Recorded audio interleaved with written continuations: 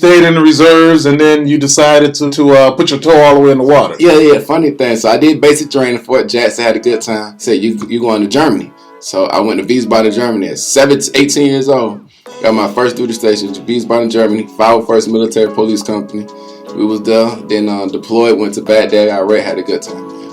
So how was that experience?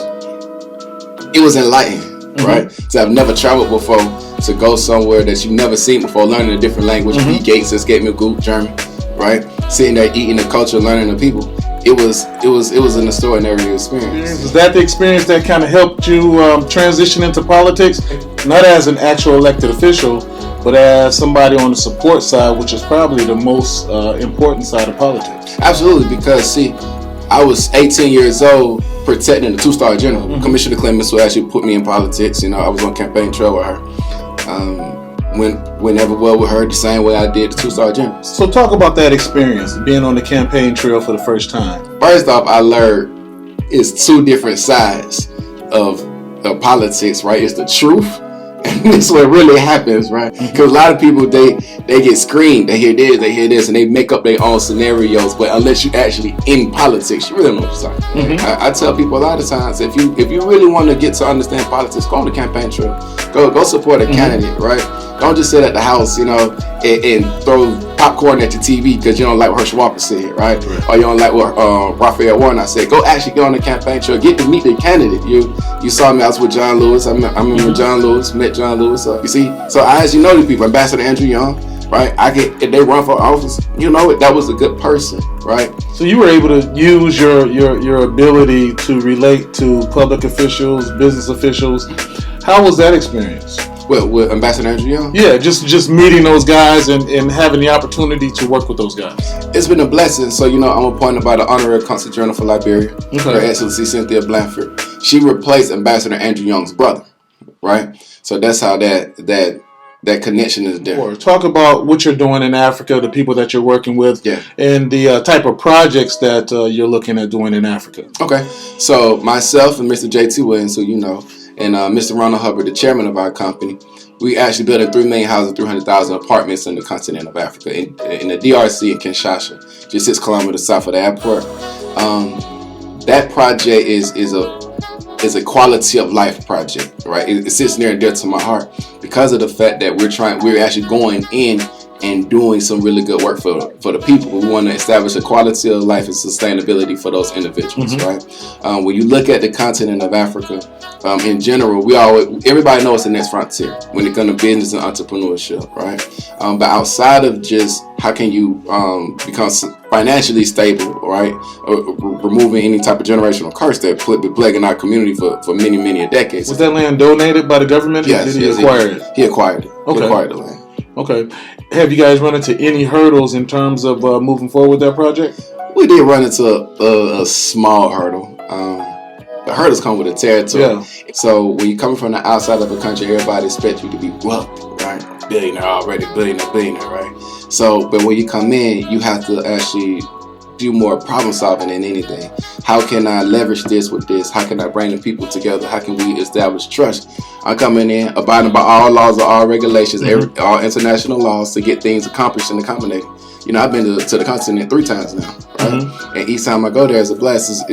I'm treated with nothing but great respect, admiration from Nigeria, Ethiopia, the DRC, Democratic Republic of Congo. So you're just working your way all around Africa. Hey, listen, man. If you don't want to do it, that's more projects for me. So you were also working on a diamond project, I remember. Yes. Can you talk about that? It is. The mineral game is a very interesting game, right? Because of the fact that you have to know what you're doing, and one of the key components when it comes to diamonds is I can put my hand right here and pull out a wad of diamonds. So I put my hand right here and pull out another wad of diamonds. You actually have done that, right? I had mine sipped to me. I had copper in my hand. I had cobalt in my hand. But diamonds, I had diamonds. It was the cobalt. Cobalt. Yeah. I had diamonds sent to me here. But for the most part, you can put your hands and have one rock of diamonds, another rock of diamond, right? This one costs more than this one. Why? Right? This one is a different color than this one. Why? This one is probably like $20,000 less than this one. Why? right? Because diamonds is all about cut, clarity, precision, cracks. It's so many variables that go into it, right? And then this one doesn't have the same amount, you know? But it's just always fascinating. Minerals, period, is fascinating to see how many minerals is in the ground that God created, right? And each one has a specific purpose. And the truth be told, minerals like diamonds, they don't have a quantity of cost until we put it on it. Right, it could be assessed at $250,000. One of the diamonds that was sent over to me, $250,000. They sold it, right? 26.62 carats, and that was before it was cut. That was before it was polished. You see, so after it's cut and polished, it's going to triple in value. And these are the type of things that you can utilize to leverage funding to build those projects. Talk about your work in Dubai. Oh man, I got some really good projects. I'm excited about that one. Yeah. It's a blessing. I'm currently working on a relationship with the royal family. They actually want to work with us, which is a tremendous blessing to even stand in front of the royal family, right, and have a conversation with them. And they look me in my face and say, "Listen, I love your energy. I love your admiration, and I know that you have a good heart, right? So I want to support you in any shape, form, or fashion, and then whatever you want to do on the continent of Africa."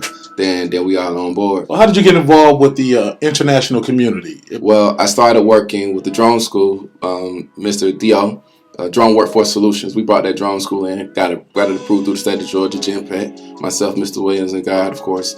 And we put it down in Warner Robins. So it's there right now, but I'm looking obviously to expand it into different terrains. I got in contact with Mr. Max Sutherland, the president at that time. He came out to the drone school ribbon cutting. He liked the work that I was doing. He nominated me to the board as the vice president for business development for World Trade Center Atlanta. That went through past unanimously, and I was the vice president for business development for World Trade Center. That propelled me into the international community, and I started working with different World Trade Centers throughout the globe. So, Simeon, what is MIG or MIG? Multinational Investment Group. That's on the company that matters. Talk about that company. The company is a blessing. That's the company name that is actually doing the work on the continent of Africa, right? We partner with different companies throughout the globe. I'm gonna bring in their technology, What's your position in this company? I'm elected CEO. Okay. I'm elected. Right. See, it's a difference between starting a company, write your name in, and then getting elected. Okay. Right? So I'm elected. So talk more about this company that you're elected to, and what are your plans and your goals for this company? So a lot of times people can come up and say and build this and say, listen, this is what I built. We feel like this is maybe an entity that should go over into this country. And then we actually work with them, come up with a business model, business structure to actually implement them on the continent or in a place where they probably didn't even think that they're supposed to be in. We open their mind, right? Because sometimes you got people that's inventors and they just do not know business. So it's really geared towards those who has been deprived of opportunities for many years and many decades, you see. So we going outside the country, we're going to those individuals who need us. I'm going to the place where people really not sending aid. Well, first of all, I want to say thank you for everything you've done, not just for yourself, but for the community, South Metro community. And you have done a lot of work, man, to be such a young man. And I really appreciate it. But I want to ask you one last question. What is your purpose? My purpose. First, I want to say thank you for helping me on that path, because I remember coming up to you when you was standing at the restaurant and you said, "Listen, you got a real future in this," right? And I always held on to those words. I'm just a midget that stand on the shoulder of giants, right? And you have been that giant. And many times I've called on your sisters, and I thank you for allowing that mentorship to be, right? That's why I call you uncle, right? But so it takes people who know their purpose to help you find yours. And I believe truly, tremendously, that my purpose is to the people, is to the community, in a sense of helping them out, building things for them, putting them in a position where they can find their purpose. I was the youngest black person appointed on the board of the World Trade Center Atlanta, right? But then I turned around and opened doors for other people to be in that room, right? Now when God bless me being diplomatic for, we reached out to Georgia State University, opening up doors, providing additional resources, helping the people out, and continue to move forward. Just like you opened doors for me, and that's just truth. Thank you for being here, brother. It's an honor. And thank you for joining South Metro TV. See you soon. Absolutely.